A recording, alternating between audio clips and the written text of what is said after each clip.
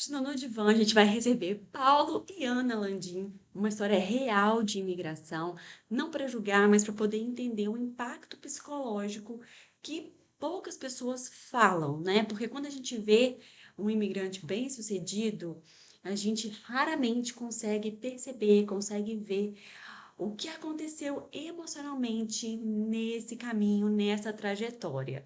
Então, a gente vai receber eles para a gente conversar sobre os impactos emocionais, né, desse processo de migração, com uma história real.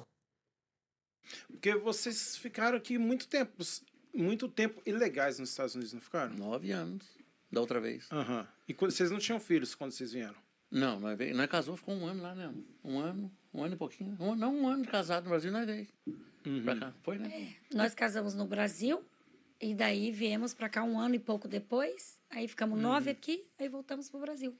Com 2 filhos americanos. Mas aí, agora que tá o X da questão, Éder. As pessoas podem falar assim, tão rico por causa do YouTube. Na época que nós veio novinho, não falava inglês, nada de inglês, não conhecia América, não conhecia nada.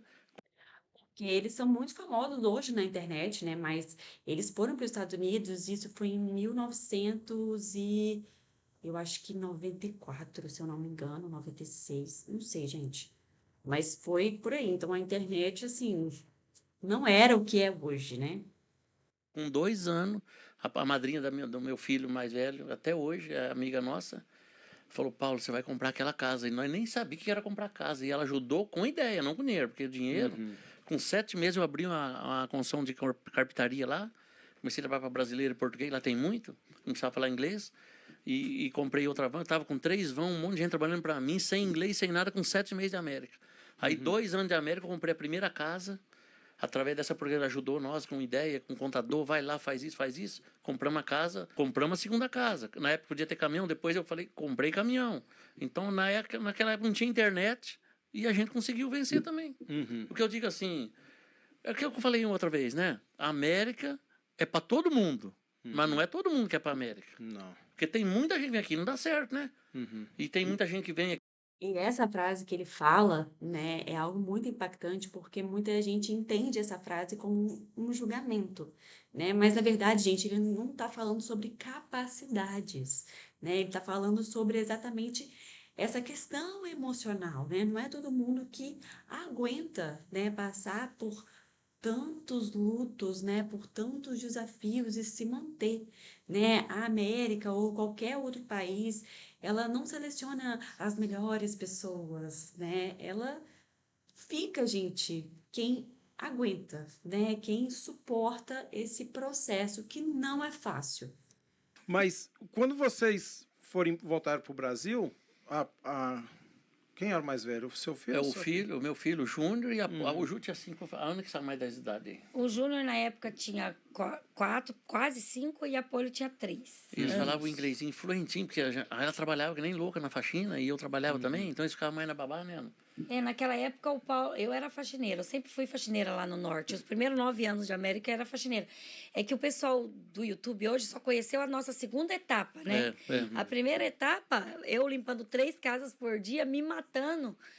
Isso não tem gravado, porque na época eu não era, trabalhava com Na época de YouTube. neve, ela saía com uma criança em cada braço, colocava no carro para levar para babá, as crianças ficavam chorando para ela limpar a casa, né? Ana? Aí ela voltava 4 da tarde e ela pegava as crianças na babá para levar para cá, para dar banho, para dar comida.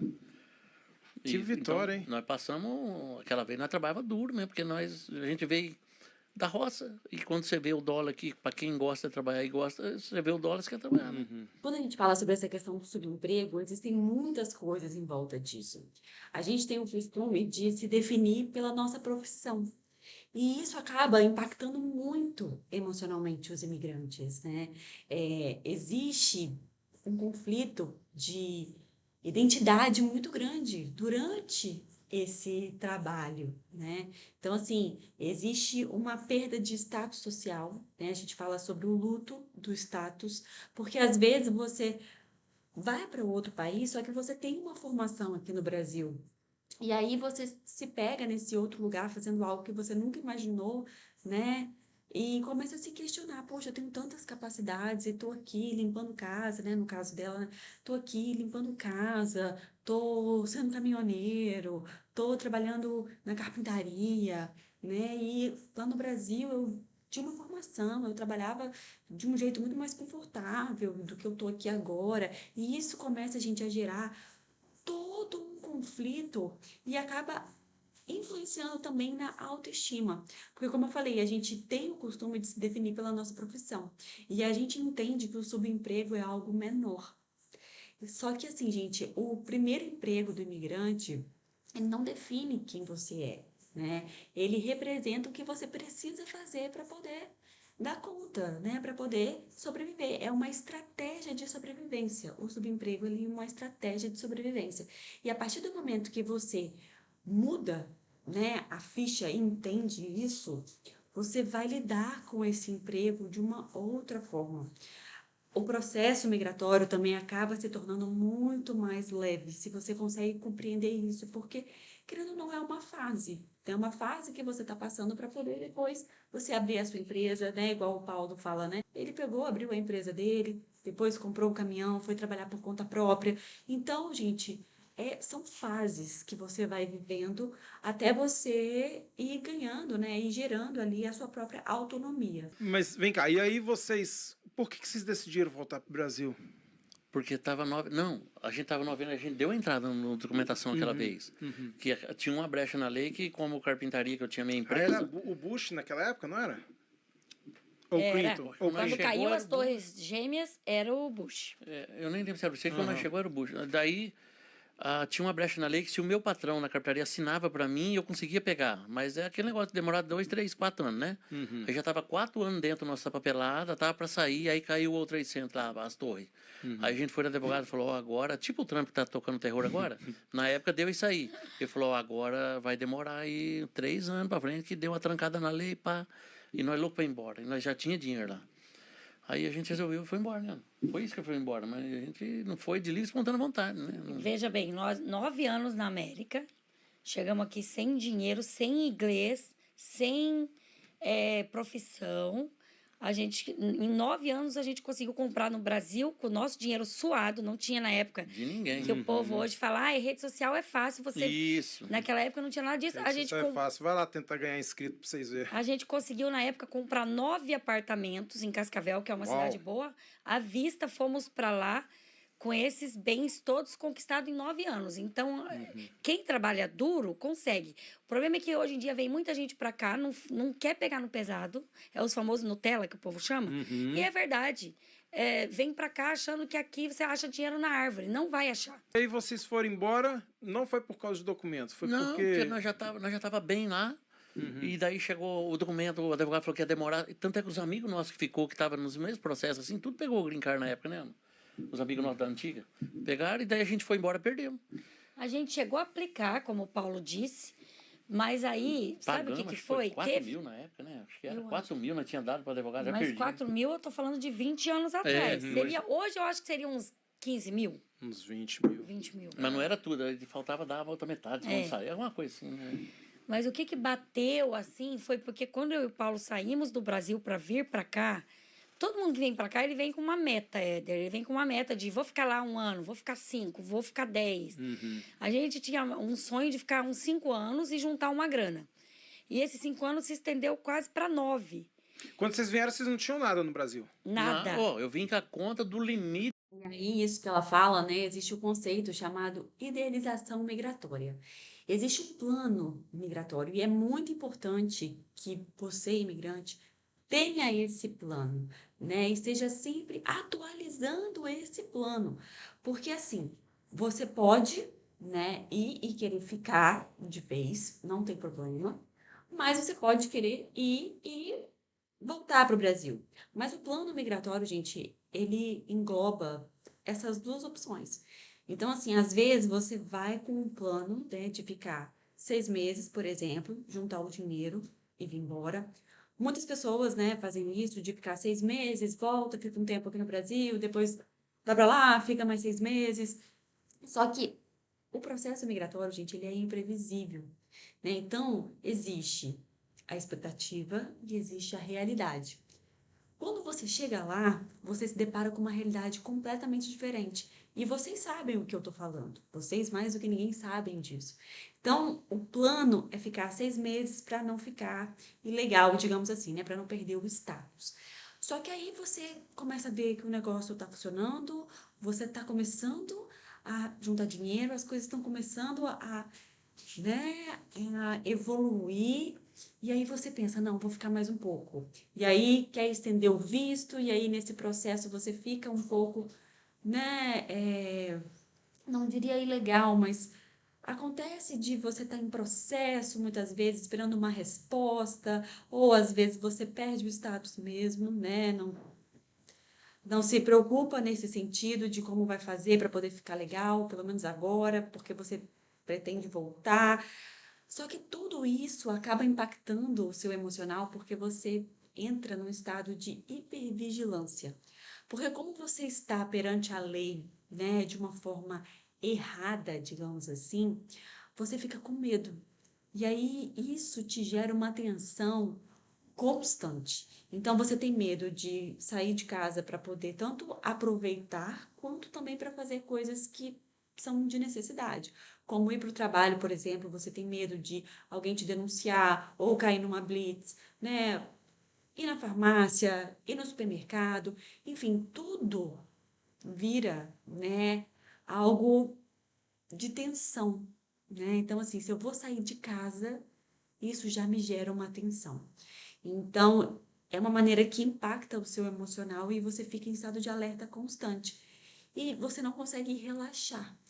E com isso, gente, muitos de vocês acabam se isolando, o que é algo muito ruim, porque você se isola, vive meio que fugindo, digamos assim, né?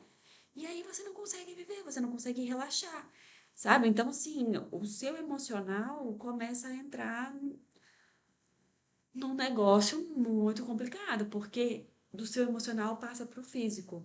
E aí você pode começar a apresentar determinados transtornos, né, de ansiedade, como crise de pânico, né? E também começa a apresentar questões físicas também, né? Algumas doenças físicas. Então, isso é algo que é preciso ter muito cuidado, porque a gente entra também numa outra questão que você passa a não viver o país onde você está, né? Você passa a sobreviver. Eu estou aqui em modo de alerta e sobrevivendo, tentando juntar o dinheiro, sabe? E a vida? Aonde ela entra nisso aí? Estourado do meu pai, juro por Deus, com limite. Aí a gente chegou, começou a trabalhar lá num restaurante, eu na obra de peão pros outros, e a gente já começou a guardar dinheiro. A gente morou num porão dessa portuguesa que ajudou a comprar casa, num porão dela, que ela tem uns porão, né? Mas tudo imobiliadinho. Tudo... Aí é isso, aí a gente voltou, tava aqui, tava bem, tinha casa, o Paulo tinha caminhão, só que daí o que que bateu? Os meus filhos não conheciam os avós, não sabia nem quem eram os avós, sabia? Porque não é igual hoje que você liga de vídeo. Não tinha nada de Você internet tinha, pra ver, né? você tinha que conhecer os avós por foto só, naquela época. E aí, o que que foi? Me bateu aquele negócio, quero ir embora, desesperei e falei pro Paulo, a gente tem 9 apartamentos no Brasil alugados, vamos chegar lá, a gente mora em um, vende uns 2, monta um negócio e vamos embora. E o Paulo topou e aí desistimos do Green Card que estava em andamento e fomos embora. E olha isso, né, gente? Então, quando você vai para um outro país, não é só a. Você não está rompendo só com o seu país de origem, né? Você está rompendo com vínculos afetivos também. Então, você está ali, né? O foco é sobreviver, trabalhar, prosperar, mas aí chega um determinado momento que você começa a se questionar, né? E quando você tem filhos, você questiona muito, né? Vem um questionamento de tá, e o que que os meus filhos estão deixando de viver enquanto eu tô aqui, né, nessa luta para poder conseguir construir, né, a nossa vida. E aí a gente fala sobre esse rompimento afetivo, porque os avós, eles não são só parentes, né? Eles ajudam a construir a identidade, são as raízes, né, da onde a gente veio. Então, ele ajuda a construir a identidade, as memórias afetivas. Então, tudo isso não se tem, né? Nesse caso deles ali, né? Eles passaram por esse momento que eles se questionaram internamente sobre isso. Então, existe uma culpa, né, dos filhos não estar vivendo próximo dos avós, né, dos avós também não estar tendo esse contato com os netos. Existe também essa perda, né, de raízes.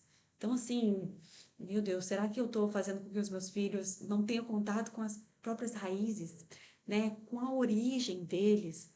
Então, se passa a se questionar uma outra questão, né? Porque, assim, muitos imigrantes conseguem a estabilidade financeira, mas, ao mesmo tempo, percebem que o tempo emocional não volta. Só que daí agora a gente voltou com os filhos já adultos, pegamos green card através dos filhos e também. Tá. Entrevista, montar um monte. Deixa eu acelerar agora aqui, porque eles falam agora sobre a volta, né? A volta para o Brasil, como que foi? E é interessante a gente conversar sobre isso. Vocês voltaram pro Brasil. Foi. A vida foi boa, foi tranquila depois que vocês Há voltaram? 9 anos aqui, você volta lá, você leva um choque, né? Porque você tá aqui igual. Não sei, tá falar que o Geraldo voltou, né? E eu acompanhei ele, a volta dele, e eu passei o que ele tá sentindo. A primeira coisa, não é nem dinheiro, é o ar-condicionado. Se a pessoa tá muito tempo aqui, chega lá um calor do caramba e as casas lá não tem ar, não é porque a pessoa não tem dinheiro para comprar o ar, é porque a energia é cara, né, cara? Então você já sente o baque do ar, daí vai sentindo as coisas, porque quando tá muito tempo aqui, né, é normal, né? Mas aí depois vai acostumando, né? A gente foi, na época a gente, graças a Deus, tinha dinheiro, né? E aí ele fala sobre essa questão desse choque, né? Porque acontece mesmo e poucas pessoas falam. Esse choque cultural reverso, que é quando você sente que você não se encaixa mais, você vê que você mudou, né? Você já não se encaixa mais nos padrões daquele país, porque você realmente já se acostumou com uma outra visão de mundo, né? Então, assim, coisa que pra gente que mora aqui no Brasil é algo super normal, né? Não ter ar-condicionado nos lugares direito, né? Não é toda loja que você entra que tem ar-condicionado, não é toda casa que você vai que tem um ar-condicionado.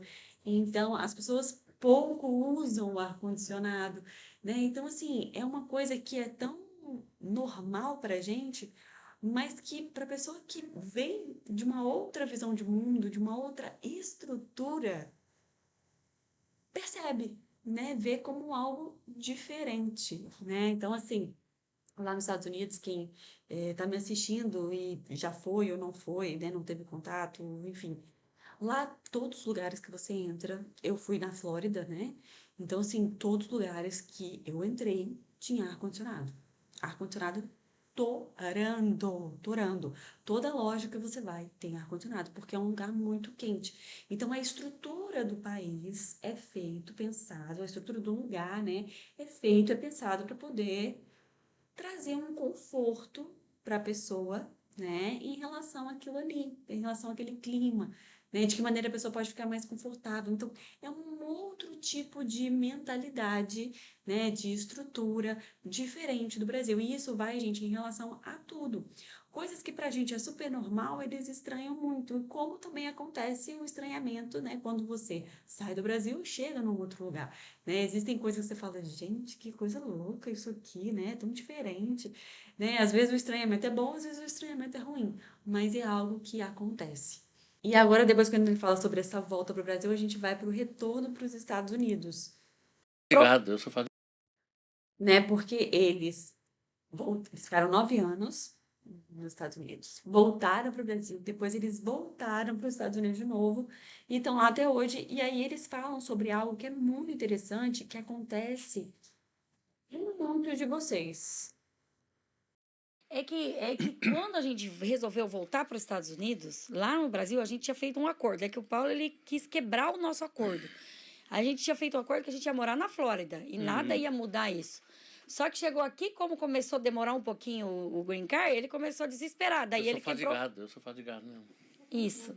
Daí ele Tô quis. acelerado. Daí ele falou: eu vou pro norte, vamos pro norte. Aí eu não vou mentir. E aí, o que eles fazem, é muito, por isso que eu falei, né, que o que eles fazem, muitos de vocês fazem também. Ficam um tempo no norte, né? Eles ficaram no norte, essa primeira fase de Estados Unidos, né? Eles ficaram no norte, e aí, quando eles retornaram, eles foram para a Flórida. E muitos de vocês têm esse plano, né? De vou ficar tanto tempo no norte, né, em Massachusetts, ali na região de Boston, vou ficar ali e depois vou para a Flórida. Porque a gente pensa que não, mas o clima interfere muito no seu processo de adaptação. Porque a gente é acostumado com calor, sol, né? Então a gente é muito mais fácil se adaptar no clima da Flórida do que no clima do norte.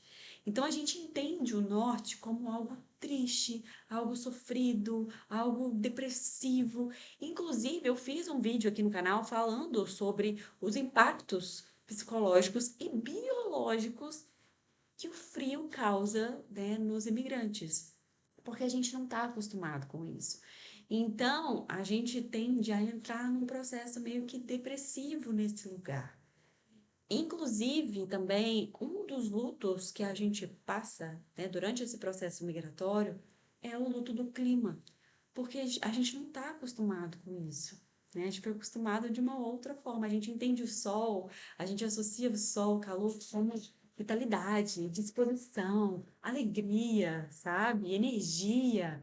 E quando você está num lugar assim, você tende a se isolar, a ficar mais para baixo, não ter tanto ânimo, sabe? Então impacta muito emocionalmente a vida do imigrante. Ganhava Não é dinheiro assim já. que nós estávamos desesperados de dinheiro. É. Aí ele, desesperado, aí eu falei, então, amor, vamos fazer o seguinte, já que você quer tanto ir pro norte, eu vou ligar para uma pessoa que eu conheço lá, lembra, nossa prima, e vou ver se aquele porão, que a gente sabia que ela tinha um porão que ela alugava. Um porão é um bem, no norte é comum morar em porão. É porão decente, com banheiro, Tudo cozinha, arrumadinho, Não, é uma janelinha. casa. É um É basement que arrumadinho, chama. Eu sei, mas por dentro é uma casa. É uma casa. É, igual assim, novinho, tudo. Aí eu falei para ele, você quer que eu ligo para nossa prima e veja se está disponível? Você vai, enquanto eu resolvo as coisas aqui. Porque aqui eu também estava sendo contratada para morar numa pousada. Lembra que eu morei numa pousada? Quem é antigo sabe. Aí ele falou, tá bom, eu vou. O porão. Só que daí eu falei que todo mês eu ia lá, ou ele vinha aqui, a gente ia ficar se vendo. A nossa briga não era assim, briga feia, era só de um não cedia pro outro. Eu sou fadigado, sabe? Ele já confessou. Quando eu coloco um negócio na cabeça, ninguém me segura. Quando eu fui vir pra cá mesmo, meu visto foi negado 4 vezes e eu vou, e hoje eu tô aqui. Né? Se eu fosse um cara meio assim, negou 2 vezes, não vou mais atrás. Resumindo, ele foi pro norte, mas ele viu que tudo era diferente. Ele estava 15 anos mais velho do que naquela época, que ele lembrava da construção de um jeito.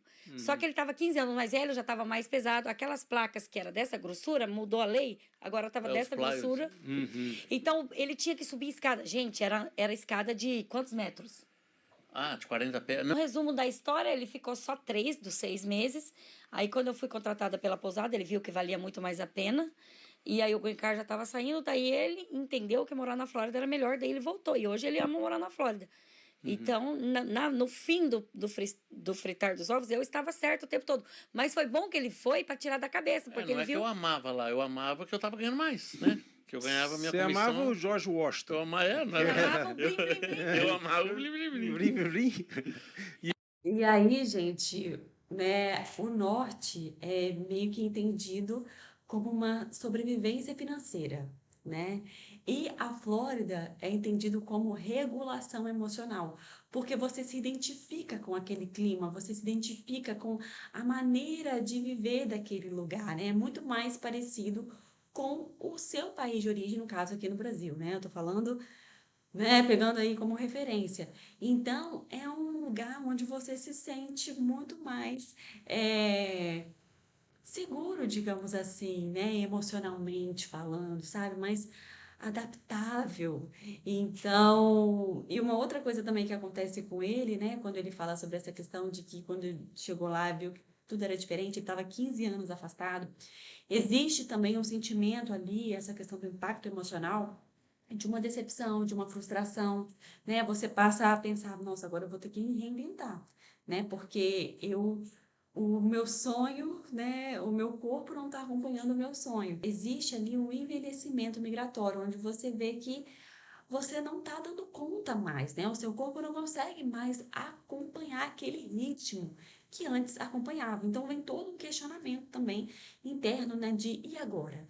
Como é que eu vou fazer para poder sobreviver, né? Aqui eu ganho mais, então eu preciso dar conta. E aí você acaba muitas vezes passando do limite que o seu corpo ele consegue exatamente para poder, né, se sustentar. E aí vem todo um questionamento de eu não estou aguentando mais, eu não vou aguentar mais por muito tempo, e vem a questão física, né, do desgaste físico, você se sente decepcionado, frustrado, como eu falei, né, e aí você precisa se reinventar. E histórias como essa, né, nos lembram que a migração não é só uma mudança geográfica, é uma reconstrução psicológica. E talvez o verdadeiro sucesso do imigrante não seja prosperar, seja se reinventar sem perder quem ele é. Então é isso. Curta o vídeo se você gostou, se inscreva no canal, compartilhe com outras pessoas que estão vivenciando esse processo. E eu te espero no próximo episódio.